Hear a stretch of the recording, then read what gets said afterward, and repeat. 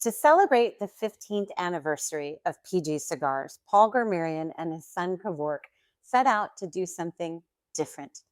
This is the only cigar in the PG portfolio that uses Nicaraguan tobacco. It has this beautiful, rich brown wrapper from the Plasencia family, along with Dominican binder and filler.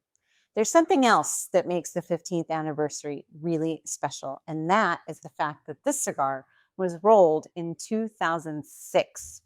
It's not every day, although I guess it could be, that we get to enjoy a cigar that was rolled over 20 years ago with tobacco that was aged for 5 years before that.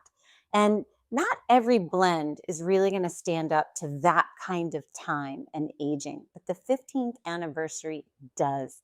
This is incredibly smooth, flawless construction, medium body, and truly a great opportunity to experience what real age and vintage tobacco brings to the experience of enjoying a great cigar. So they won't be available forever, but I hope that you will enjoy. Thank you so much.